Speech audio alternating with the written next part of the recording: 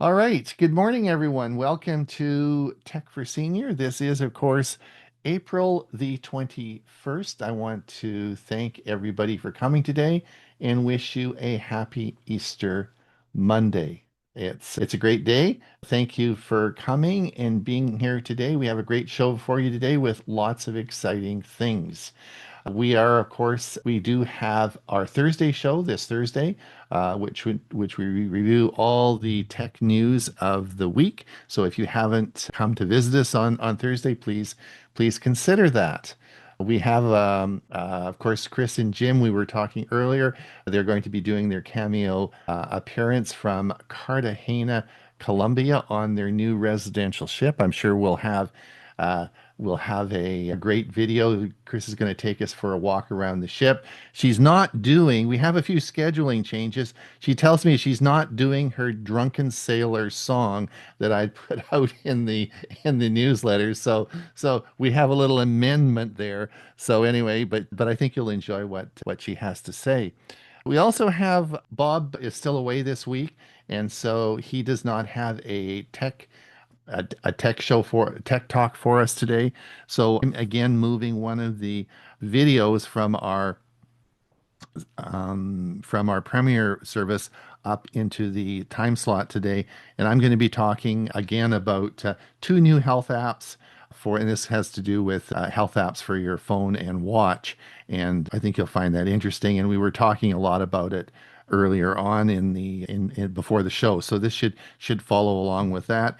And also, as part of the premiere video that will be coming, Huey's going to talk on the phone link, and Chris is going to talk about added descriptions to Google Photos. And those are both, and as well as my health apps video will be on the premiere version, which will be at 1/2 past the hour. Let me just unmute myself. I want to introduce everyone today quickly because we want to start the show early because it is a big show. All right, Huey, welcome.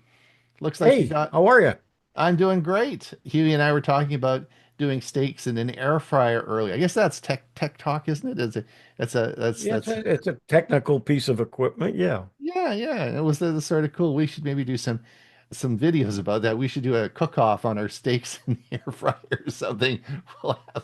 Anyway, welcome, Bill James. You're here. Morning. Welcome to the show. Thank you for coming. And we had a good show last Thursday when you were there. Thank you for doing that. Enjoyed it. And I know your lips are sealed about your gadget for tomorrow's newsletter, but we do indeed looking forward to that. Mike Leaman, Moncton, New Brunswick, warming up there. Warming up and nice and sunny today. Very good. All right. We look forward to playing your music outro today. And of course, Jim's there. Hi, Jim and Chris, wherever you are. Chris, I guess she could be on another screen. I can't see Chris, but welcome, Jim. And we look forward to Thank you, having, Chris. I'm yeah. I think I'm Chris is up here. I'm Where is here. she? I'm here. Okay. Yeah. That's good. And Okay. I'm in what's called the Coral Room. It's a lounge on board, and Jim is in our room because I'm on my iPad and I'll be able to walk around. Exactly. All right. So we're going to get going. Did I miss anybody? Did I miss anybody? So we're going to get going now, and I am going to start the video, and we're going to talk about, this is a health app. This is a video I did about a year ago. Hopefully everyone enjoys it. Two new health apps have just been released that can save you from a catastrophic event. In this video, I'll tell you what those are and how to use them. It's Ron Brown with Tech for Senior. As a physician, I am so excited about these two new apps, as these can prevent serious health complications. Let's go over these and I'll explain how they work. In this video, we're going to talk a lot about atrial fibrillation. You may not know what that is. I want you to go back and watch a video I made called Your Heart and Your Smartwatch. I'll put the link up here and down below in the description. Please watch that video before you watch this one.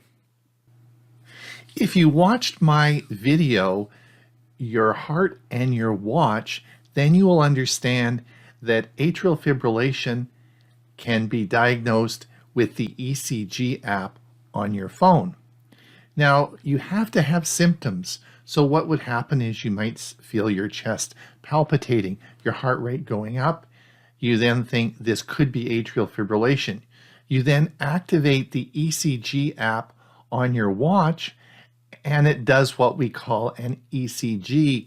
But the important thing is it interprets it and will tell you if you have atrial fibrillation or you do not.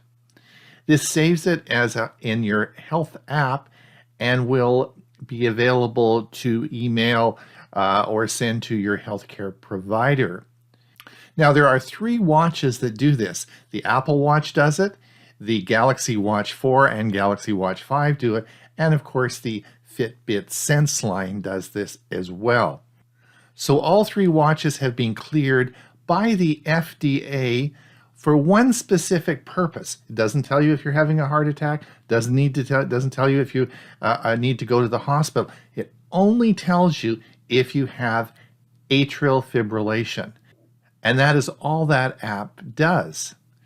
When we expand this into the new app that is occurring on the Apple Watch and the Fitbit Sense, we're now monitoring your heart on a periodic basis through the day. This often occurs at night when you're sleeping because you're not active. It's harder to do the ECG when you're active. But periodically, both these watches are going to sample your heart rate and notify you if you have any periods of atrial fibrillation. Will it get all the rates? No. Will it turn on automatically when you actually have a period of atrial fibrillation and don't know you have it? Probably not. What they do is they randomly sample through the day and look for atrial fibrillation. All right, there are 2 new features that have been released for the Apple Watch OS 9. The operating system 9 has 2 distinct and separate features to do with atrial fibrillation. Now, there are 2 groups of patients. First, there are the patients that do not know they have atrial fibrillation. We know that atrial fibrillation over the age of 60 goes up exponentially, so it is very common. It is also the 3rd commonest cause of stroke in the United States. The problem is patients don't know they have atrial fibrillation because it can be asymptomatic, which really means you don't have any symptoms and don't know you have it. Irregular rhythm notification is a separate feature from atrial fibrillation history. Irregular rhythm notification is for people who don't know they have atrial fibrillation. They just want their heart monitored to figure out if this is a problem. The atrial fibrillation history feature is for people who have been diagnosed with atrial fibrillation. So the 2 are quite different. In fact, you can't have both activated at one time. So the irregular rhythm notification samples your heartbeat through the day, most of the time at rest because it's easier to diagnose, and looks for atrial fibrillation. If it finds that you have periods of atrial fibrillation, it'll say, hey, you have atrial fibrillation and you need to go to your healthcare provider and get this sorted out. There's a second group of patients who have been diagnosed with atrial fibrillation and know they have the atrial fibrillation. These patients will be under medical supervision and want to know how long they're in atrial fibrillation, what are aggravating factors, and how they can get out of atrial fibrillation. For those patients, there's a second app called Atrial Fibrillation History that we'll talk about now. So we now have the ability on the Apple Watch to enable the atrial fibrillation history feature if you have been given the diagnosis of atrial fibrillation. This will provide you with a weekly update on the deeper insights pertaining to your condition. You will be able to view an estimate of the frequency with which your heart rhythm displays signs of atrial fibrillation, as well as the impact that other factors such as exercise, sleep, alcohol consumption have on your atrial fibrillation. You also have access to a comprehensive history through the Health app with the option to download the PDF and send the information to your healthcare provider. Now, Apple has identified that this feature is available in Canada and the United States and will be approved shortly in many other countries around the world. So in summary, there are two apps on the Apple Watch. The first is irregular heart rate notification. This is where your watch will sample your heart rate periodically through the day and night. It's going to then notify you if it picks up any evidence of atrial fibrillation. Now, it usually monitors your rate when you're at rest, so it is so important that you wear your watch on a 24-hour basis. The second feature is, of course, the atrial fibrillation history. This is for people who do have atrial fibrillation, and this will monitor how long they're in atrial fibrillation and also what activity they were doing when they were having atrial fibrillation. This then compiles this over the week and gives you a report which you can share with your healthcare provider. So these two apps work quite differently and cannot be used together. Well, this is a good time to pause the video. At Tech for Senior, we make a lot of videos about your health. We would sure appreciate it if you could give us that, like and subscribe, as it helps us continue making high quality videos like you're watching today. So please click that button and do a subscribe. Let's get on with the video.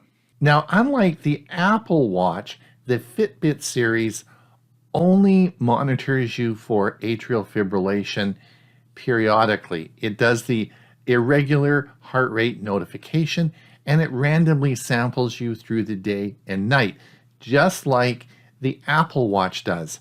It doesn't specifically look for atrial fibrillation. It's going to sample you at certain times of the day and check and see if you had any history of atrial fibrillation in that time. So it's so important with these watches that you wear them overnight, because a lot of the sampling is done at night. One of the big advantages of the Fitbit app is that in 2021, when Fitbit did their big study with 500,000 people to look for atrial fibrillation, they used pretty much the whole Fitbit line. So the irregular heart notification on the Fitbit line will work with most Fitbit watches. That is really a big factor here. And I will put in the bottom notes all the watches that it will work on. Now, this is simply an app upgrade on your smartwatch. So you need to go to the Fitbit app and see if there is an update. And if there is, then the update will ask you if you want to activate the irregular heart rhythm notification. And I'm going to show you how to do that in just a minute. Once it's activated, then it's periodically going to check you through the day and night and notify you if there's any episodes of atrial fibrillation. But as I said earlier, this will work on not just the Fitbit Sense, which does the unique ECG. This actually will work on the whole product line, which is really great. So let me show you how this all works out. When you update the Fitbit app, you'll be presented with this menu, irregular rhythm notification. If you have a prior diagnosis of atrial fibrillation or are under the age of 22, then you're not allowed to use this app. This is an app that you will use if you are asymptomatic and looking for atrial fibrillation. This is going to do the periodic monitoring of your heart, as I outlined in the previous section. Let's complete the application process. Verify eligibility. Let's put your date of birth and whether you have a history of atrial fibrillation. I qualify, have completed this, and agree. So I click the I agree, and then it discusses how the app works. I'll click next. and what to do if you receive a notification. Well, we've read that and we'll turn it on. And there's 4 things to note. If you don't get notification, it's still possible to have atrial fibrillation. Some people with AFib don't experience symptoms. And of course, Fitbit is only checking for atrial fibrillation, not a heart attack or stroke. All set and you're done. Just click that. Now it gives you more information about the atrial fibrillation app and how it works. And you're all done. Well, it's Ron Brown with Tech for Senior. I hope you enjoyed that video. If you do have the Apple Watch or the Fitbit Sense series or any of the Fitbit line, please activate those apps and see if you have atrial fibrillation. This is particularly important if you're over the age of 60 because we want to prevent that stroke from happening. We also make a lot more health videos. If you want to watch these, they're on our Tech for Senior channel. Till we see you again, have a great day. Here I am. Okay. Here I am. You hear me? Yep. Can you share your Okay. screen? Can you share? Your And Let's just spotlight her there. There you go. Oh, okay. Good. Okay. Yep.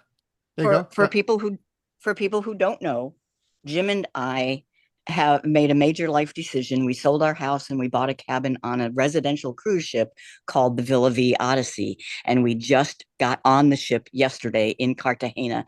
And I have my iPad and I'm going to just show you around a little bit.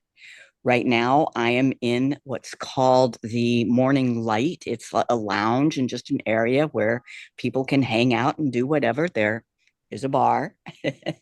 And then I'm going to walk through a couple of rooms and outside and then end up in our room. And then Jim will show our photo album. And this is a quiet area. So I will be quiet. And there is the library. And then this next area will be very important to us. It's called the Business Center. They make sure that the Wi-Fi is the best in this room. And there's places where you can sit and plug in your laptop. And there are offices over there. We had hoped to be able to get an office, but they're all taken. So, oh well. And as you can see, maybe, yes, that is Cartagena in the distance there. And I'm going to go a little bit further, and then I'll be going downstairs. So I think I'll turn it over to Jim because I might lose internet going down the stairs to our cabin. Notice how few people you see. Well, first of all, we are in port, so a lot of people are out exploring, but also there just are not the kind of population in a residential. And this is the guest services where you come to see if anything is, hey. Okay. And then here's where I will be going down the stairs and I will join Jim in just a minute. So Jim, you want to take it over? Okay, yeah, sure thing. I have some, let me set that up too. Okay. All right, this is our photo album. I hope you can all see that. And in December is when we decided to do this. And a lot of you helped us make the decision. And this is early on. This is in December when we first got on board and we were walking around. This is the room, sort of like we're in right now. And it's just been fantastic. The ship itself is an older ship, but it's in really good shape. They refurbished it when they were in Ireland last summer, and they set sail in September. We got on in December and went through the Panama Canal. The food is fantastic. Chris just showed you the onboard business center, and she'll be doing a lot of work there. We have Starlink for internet, and it's just been fantastic. Well, So how much we paid when we made this is a guy named Casper. He's one of the Danes on board and made the deal. It was around Christmas, and there we are. So Chris has this. She's got a fantasy. And yeah, abandon my search for truth. I am now looking for a good fantasy, and we found it. Now the work begins. We cleared out our house in record time. Well, maybe not record time, but we got rid of all this stuff. And in our house, the house is not sold yet, but if you want a really nice house in Oakland Park, Florida, it's up for sale. And it is a nice townhouse. We packed everything. We sent a couple of shipments aboard earlier, and then we took our van. Let's see if this will play. Opening the gate to our new life. All right. Here we go. And it's time through that gate. Okay, I'm almost to the room, so let me take it back for a minute. How we've been. Okay. So this is it. Let me This is the close. sum total of our belongings that we are taking on the plane for two checked bags Let and me two stop this. carry-on bags. Now, we have already shipped a few things to the ship prior. All right, Chris, unmute. Okay, well, I just so happened to be passing our new room, and this is Heidi. Say hello, Heidi. I have a bunch of this is our new room, and she's just arranging it the way we like it. But right now we are in this room. So let me, and there we are.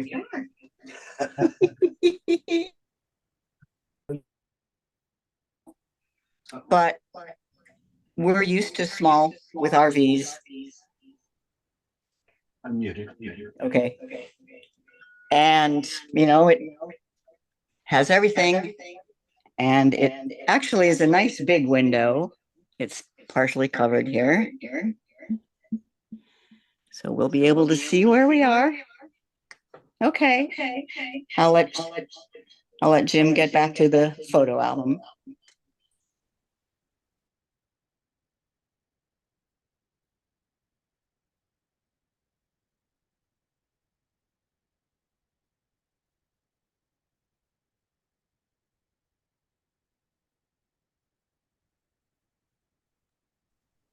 Now we lost audio.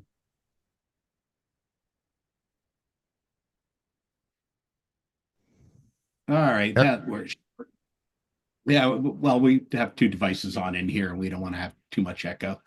I think we're about out of time, but we're here. This is the stories on our new cruise ship. If you go to geeksontour.com, there's a button there called Our Cruising Life, and if you click on that, you can see everything that we have going on with our all the photo albums, where we are, where the ship is. Well, that's where we are. A map of our itinerary. A map of it, and just all that stuff is in there. And yeah, I think you will really enjoy it.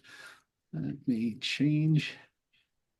All right. Well, thank you guys, and we look forward to this is great. We can keep in touch and do everything, and we can live the dream through your eyes, right?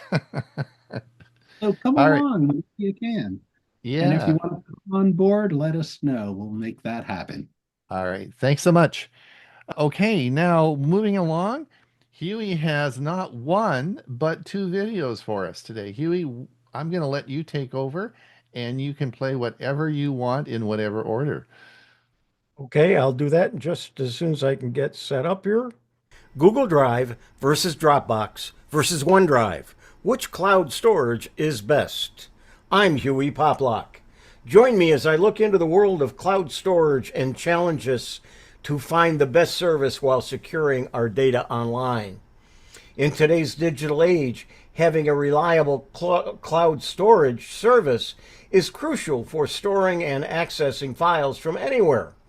Whether you're working remotely, sharing documents with a team, or just backing up your personal photos, cloud storage gives us flexibility and peace of mind, but it also raises serious questions about security, accessibility, and reliability. The cloud storage dilemma. Choosing a cloud storage service can be overwhelming. There are dozens of options, each with different features, pricing plans, and security protocols. Many users face common issues such as data breaches and unauthorized access, synchronization problems across devices, confusing price tiers, limited collaboration tools. So how do you choose the best one for your needs? Let's take a closer look at three of the most popular services: Google Drive, Dropbox, and Microsoft OneDrive. Google Drive, free storage, 15 gigabytes. Key strengths: seamless integration with Google Workspace, Docs, Sheets, Gmail, real-time collaboration, and a powerful search. Security, two-factor authentication, file encryption, at rest and in transit, AI-based phishing, and malware protection. It's best for Google ecosystem users, students, teams collaborating in real time. Dropbox, free storage, 2 gigabytes. Key strengths: clean interface, easy file sharing, fast sync, strong third-party app support. Security, AES, 256-bit encryption, two-step verification, and granular sharing permissions. It's best for users who prioritize simplicity and sharing creatives working with large media files. Microsoft OneDrive, free storage, 5 gigabytes. Key strengths: deep integration with Microsoft 365, which includes Word, Excel, and Teams. Personal Vault for sensitive files, vision history. Security, ransomware detection, two-factor authentication, file encryption, compliance with enterprise security standards, and it's best for Windows and Office users, professionals managing documents. Here's the pricing breakdown in a chart for 2025. There are other choices, of course. Let's take a look at some of them. iCloud. It's great for Apple users. Seamless integration with Apple devices such as the iPhone, the Mac, and the iPad. The weakness: limited functionality on Windows and Android. The price is 99 cents a month for 50 gigabytes. pCloud. Strength: offers lifetime plans, one-time payment. Weakness: collaborative tools are limited compared to other competitors. And pricing is $49.99 a year for 500 gigabytes or $199 lifetime for 500 gigabytes. Mega. Strength: generous free plan, 20 gigabytes, and strong end-to-end encryption. Weakness: slower sync performance for large files. The pricing is free for 20 gigabytes or $9.48 a month for 2 terabytes. Box. Strength: excellent business and team collaboration features. Weakness: personal plans are limited in features and storage. The pricing is $10 a month for 100 gigabytes. Sync.com. Strength: privacy first, zero knowledge, and encryption by default. Weakness: no native file editing tools, unlike Google Docs or OneDrive. Pricing is $8 a month for 2 terabytes, and it's billed annually. Some final thoughts. Encryption standards. All three services that we're talking about with Google Drive, Microsoft OneDrive, and Dropbox, all three services offer strong encryption at rest and in transit. OneDrive's Personal Vault adds extra protection. Sync performance, Dropbox leads with the fastest sync speeds. Google Drive offers reliable performance across platforms. File recovery, standard 30-day history for all services. Microsoft 365 users get extended 93-day recovery. And authentication, all services offer two-factor authentication. None provide true zero-knowledge encryption. Here are the strengths and weaknesses again. So choosing the right cloud storage service is key to staying organized and keeping your data safe online. Consider your specific needs. Are you sharing lots of files? Do you work in Google Docs or Microsoft Word? Do you need the fastest syncing for large media files? Do your research, compare features, and make an informed decision. Google Drive versus Dropbox versus OneDrive. Which cloud storage is best? I'm Hewie Poplock. Hi, I'm putting the two biggest smartphone rivals to the test. Can I choose a clear winner between iPhone and Android? I'm Hewie Poplock. When it comes to choosing a smartphone, people often find themselves torn between iPhone and Android. Both platforms have their loyal followings, and it's easy to see why. They both offer a lot of great features. iPhone is known for its ease of use and sleek design, while Android offers more customization options and a wider range of devices to choose from. This dilemma can be really frustrating, especially for those who are new to smartphones. People consider factors like price, camera quality, and battery life when deciding between iPhone and Android. Some prefer the seamless integration of iPhone with other Apple devices, while others like the freedom to choose from a variety of Android devices at different price points. The decision to choose between iPhone and Android is often influenced by personal preferences and needs.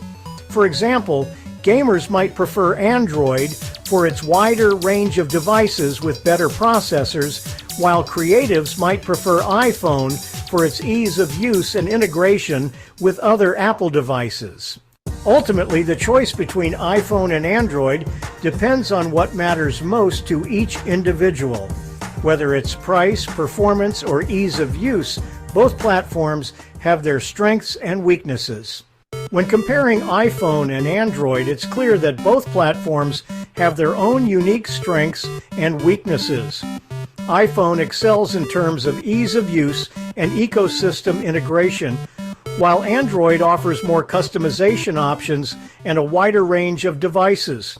iPhone's user interface is generally more intuitive, making it easier for new users to navigate. Android, on the other hand, offers more advanced features like split-screen mode and customizable launchers. When it comes to app availability, both platforms really offer a vast range of apps to choose from. You'll find all the popular social media and productivity apps on both sides. But here's the thing, iPhone often gets new apps first, while Android provides a wider range of device options. The hardware options for Android devices are, well, incredibly diverse. You have choices that range from budget-friendly models all the way to high-end flagship devices. Now, iPhone, on the other hand, has a more limited range of devices. But let's be honest, those devices tend to be on the pricier side. So after looking at both platforms, it's pretty clear that iPhone truly excels when it comes to ease of use and how seamlessly its ecosystem works together. Android, though, stands out with its customization options and, of course, the sheer variety of devices available. So the key difference between iPhone and Android really comes down to personal preference. I mean, while the iPhone is fantastic for those who value ease of use and, a seamless ecosystem, Android shines for folks who want more customization options and, a wider range of devices to choose from. When it comes to ecosystem integration, iPhone really stands out. It's generally more seamless, with features like universal clipboard and AirDrop, making it super easy to share files between devices. On the other hand, Android offers a more fragmented ecosystem. Different devices often come with different features, which can make things a bit less cohesive. Now, let's talk about customization. Android's customization options, oh man, they're a major draw for so many users. Features like launchers and icon packs let you personalize your device to an impressive degree. Meanwhile, iPhone, well, it has a more limited range of customization options. So, here's the thing, the choice between iPhone and Android. It really comes down to what matters most to you as an individual. Whether it's the price, the performance, or just the overall ease of use, both platforms have their strengths and, well, their weaknesses too. To wrap it up, both iPhone and Android have their fair share of strengths and weaknesses. At the end of the day, the decision really depends on your personal preferences. Yes, Gail's Pixel 9a arrives today. So her Android phone, right? All right. Thanks, Hewie. Excellent. We will see probably some questions in the Q&A about that. All right. My next video is about what is Google TV. We did a bunch of talk about this on our Thursday show, so I decided to make a video about it. So let's have a look and see what I had to say. There we go. What is Google TV? Often I get questions about they have Google TV on their cell phone. Sometimes they have a device they plug in their TV and they get Google TV. Or sometimes people even have it on their TV. I'm Ron Brown. This is Tech for Senior, where we help seniors understand technology and Google TV. So we're going to explain today what actually is Google TV and hopefully sort out any questions that you have. We'd sure appreciate that. Like and subscribe. Let's get on with the video and see what Google TV is. Today we're going to talk about 5 TVs I've selected. Now, once you understand the concept, you can apply this concept to any televisions out there.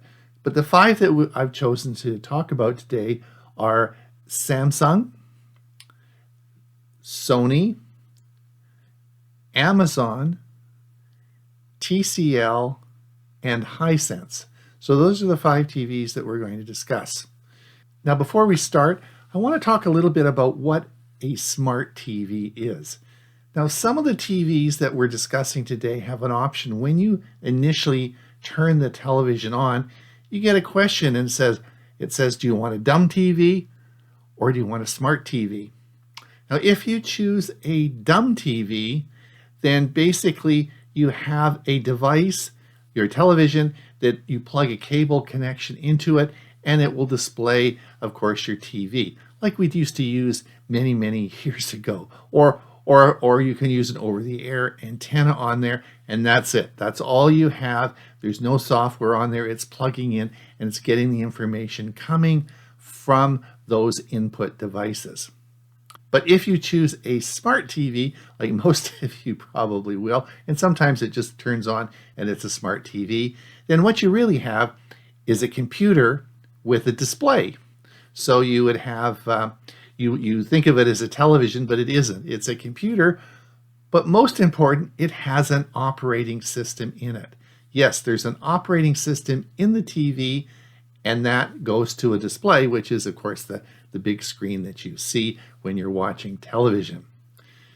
So each television has an operating system, and you know what an operating system is. You probably have heard of Windows. Windows is an operating system that occurs on your PC. If you have a Mac computer, then you'll have the Mac operating system on the computer. They're different. Windows is different from Mac. So each television has its own operating system. So let's have a look at our 5 TVs again, and we're going to go over what those operating systems are. So Samsung, for all Samsung TVs, the operating system is Tizen, Tizen. Now, For the Sony TV, it depends on what year, but in the last 5 years, Sony's operating system has been, you guessed it, Google TV. Yeah, there we go. Now for the Amazon TV is called a Fire OS. And then of course we come to TCL.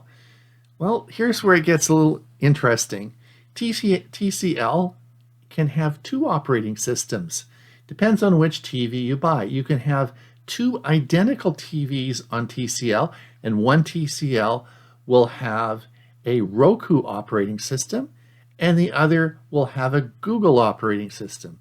So you have your choice. And if you go to Best Buy or Costco and you're looking at the identical TCL TV, a 55-inch, let's say, then you will have your choice. On the box, you'll see that it either is a Google TV, which means it has the Google operating system, or the Roku, it'll be a Roku TV and it'll have the Roku operating system. And then of course, we would go to Hisense, and Hisense, again, you will find that it either has the Roku operating system or it could also have a Google operating system. So what operating system is the best when you go to purchase a TV? Which one should you be looking for? Let me give you some advice. The first thing is, when you go to purchase a TV, most of you will be looking at the screen resolution and how brilliant the screen is. You should also consider the operating system as a major purchase consideration. Let me explain why. So I have 5 TCL TVs in my house. I have a big house, and about 5 years ago I decided to replace my TVs, and I put all TCL TVs in my house. And the reason I bought TCL TVs is I thought they were good TVs, but I wanted one single style of remote. I didn't want to have to explain to my wife in each room that had a different TV on how to explain on how each remotes work. So I wanted to limit the confusion by having all the same TVs and all the same remotes. Now, fast forward, 2 years ago, I did replace the television in our kitchen, and I replaced it with an Amazon TV. And the reason I did that is because, of course, I have a Ring doorbell, and I have Miss A devices all throughout the house. Now, I wanted to integrate my television into my home automation, and that's why I bought the Amazon TV. But for sure, the next reason you should consider the operating system is because of home automation. As we move forward over the next 5 years, home automation is going to be a big factor and a big deal. So I think that if you are a Miss A person, I don't want to say that because everybody's Miss A device will, of course, go off.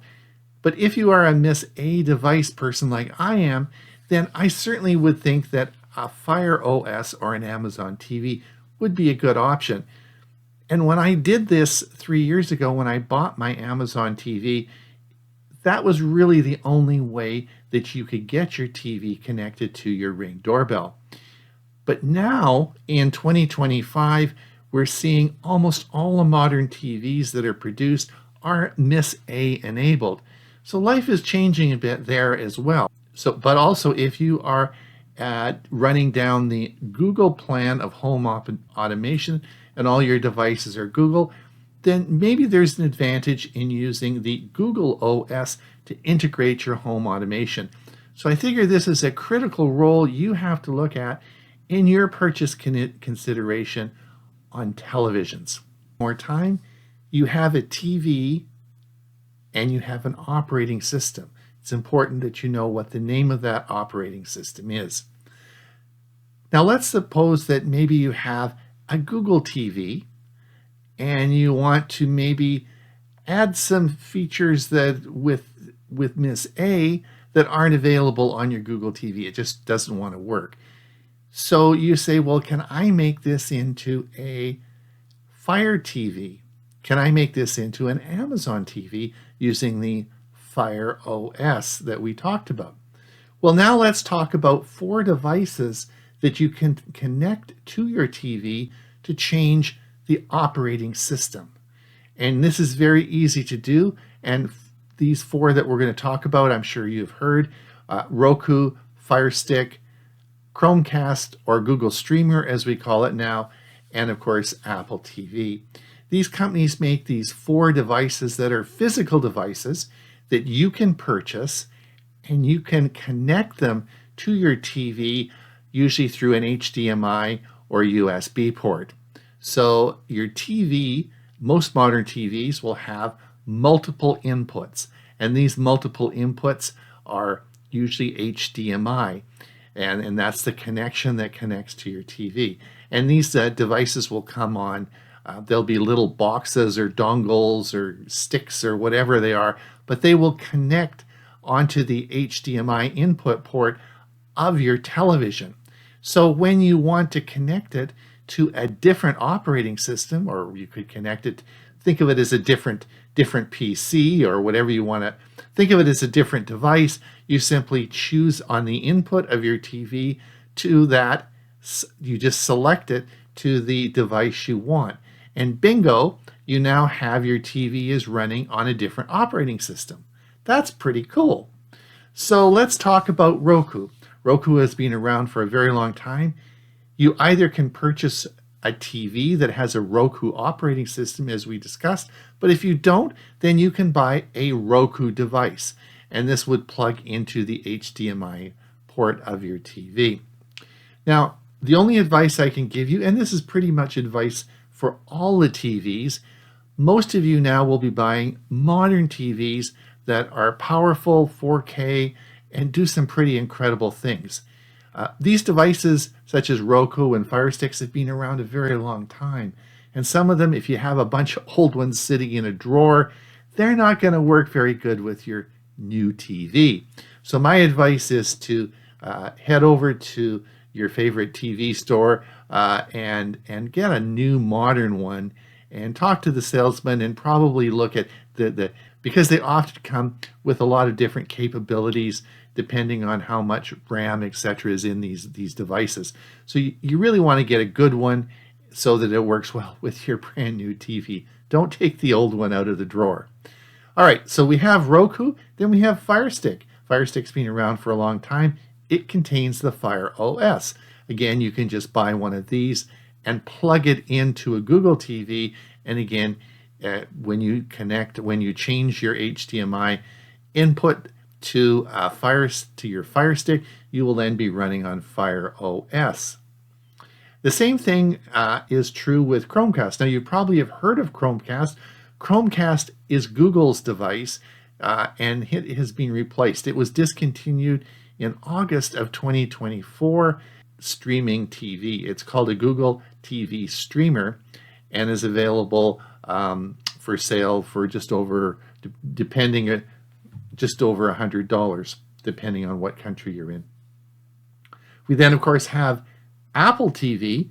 Again, you can plug your Apple TV in a device, and again, you have the Apple operating system running your TV.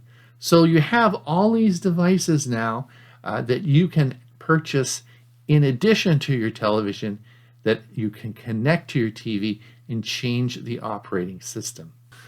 All right, so we have televisions with specific operating systems. We now have devices that we can add to the televisions, like I just discussed, that have different operating systems on those devices. So that gives us great flexibility. The last thing, of course, we have is your phone. Now, all Android and iPhones will easily connect to your TV. All modern TVs make it very easy for you to connect your phone and project onto the TV. This is called casting, and it allows you to watch videos and have them played on the TV. So yes, all the services are available through your phone. So now we have, yes, they could be on your TV, they could be on one of those devices, or they could be on your phone. Lots of choices. All right, let's look at my Google TV app on my Pixel 8 Pro. The app is here. It's got a square television looking design. So let's click this, And this brings me up to the Google TV app. And you can see it up on the left-hand side here. It says Google TV. Now, what I want you to do is I want you to look down before we get into the app. I want you to look and see it's this button here. This says this is where we're going to cast this to a nearby TV. If we click this TV button, it's going to look for a device, and here you'll see my living room TV. I'm going to click this, and this is going to then enter a code shown on your TV, and you're going to enter this code into the system here on your app, and this is then going to be casted to your TV. So that is, hopefully will explain the differences between the different services and how they work on your television. Now this, I haven't of course mentioned all the TVs, but all smart TVs will have an operating system. You just have to figure out what it is, and then you can make the adjustments accordingly. It's Ron Brown with Tech for Senior. Hopefully you've enjoyed this video. Please remember that like and subscribe, and we'll see you again soon. Okay, just before we get going in our music outro with Mike Leaman, just want to say goodbye to everybody over that are watching on YouTube. If you want to pop over and participate in the Q&A, we're most welcome to do so. Otherwise, we'll see you again in about a week's time. Okay, Mike, let me just stop the stream here and take it away.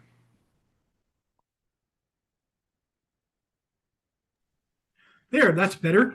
I have to confess I had a senior's moment in getting this ready. When I started to prepare this, I got it all ready and I sent it off to Ron, and then I got the email with the agenda for today, and the agenda said for April 21st, and I went, oh no, I prepared it for April 22nd. Oh, did I make a mistake? Mike, you're not supposed to. You did, and I did. Oh, you did. Oh, okay. What happened was I changed my format a little bit this week, and instead of featuring an artist, I decided to look at this day in music history. Except when I did the search, I did it on April 22nd. Oh, so I got it all prepared on April 22nd. So this is really for tomorrow, but bear with me. But my redeeming grace is when I went back and said, oh, I better check, and did a research on today in music history, it was, whoops, there was nothing significant happening. So I screwed up, but I didn't really screw up. Anyways, that's my story, and I'm sticking to it. So we'll save that, and now I need to share my screen. Okay, so notable music events for April the 22nd during the 60s. In 1964, in the UK, the president of the National Federation of Hairdressers offered a free haircut to the next group to reach the top of the pop charts. He humorously commented on the Rolling Stones' appearance, saying one of them looked like they had a feather duster on his head. And I'm sure we all remember those hairstyles from the early 60s. 1965, the Beatles held the #1 spot on the UK singles with the chart with Ticket to Ride. Now, I'm sure many of you remember Ticket to Ride, and the first thing I think of when I think Ticket to Ride is the Carpenters. But it was originally written by the Beatles and was a top single for them in the mid-60s. It was featured in their film Help. Also in 1965, The Who performed at the Marquee in Soho as part of their ongoing performances at that venue. Bob Dylan released his influential album, Bringing It Back Home in the US. This album marked a significant shift in his music, incorporating electrical instruments along with his acoustic folk style. The Miracles also released their first greatest hits compilation, Greatest Hits from the Beginning. In the US, this album featured many of the early hits. The Supremes released the album We Remember Sam Cooke, a tribute to the recently deceased soul singer Sam Cooke. In '66, the Troggs' Wild Thing was released in the US on both the Atco and Fontana labels. This song became a major hit, reaching #1 in June and significantly influencing grunge rock and punk rock. A music poll conducted in the UK on Music and Disc Echo revealed that Davy Jones was the most popular of the Monkees, receiving 63% of the votes. 1968, Herb Alpert sang This Guy's in Love with You on his CBS TV special, The Beat of Brass. This 𝕤𝕦𝕚𝕟𝕟𝕗 composition became Albert's #1 single in the US and also the first chart topper for his A&M record label. In the UK, it reached #3. The Monkees released their album The Birds, the Bees, and the Monkeys. It was their 4th album and included the hit singles Daydream Believer and Tapioca Tundrum. So these events highlight the diverse and rapidly evolving music scene of the 1960s, showcasing the rise of influential artists and iconic songs across the genres. And I've chosen today for my selection to feature Ticket to Ride by the Beatles. So I'm going to unshare here and let you do that, Ron, and I'll put that in the chat. So take it away, Ron, if you would. Certainly different than the Carpenters version, but certainly it's nice to hear the Beatles again. I had to turn my volume down there on all the screaming girls. I forgot. That was great. Black and white too. Hey, that's an oldie but a goodie, right? A lot of good memories there. A lot of good memories. Hewie, you were probably, that was your era there. You were probably. I was in college. Yeah, I was Yeah, in yeah. college, majoring in radio, TV, and I know. Yeah, yeah. Anyway. So anyway, well, listen. Hey, great show. Thanks again for everyone today. Thanks a lot. We will be moving on into the Q&A now.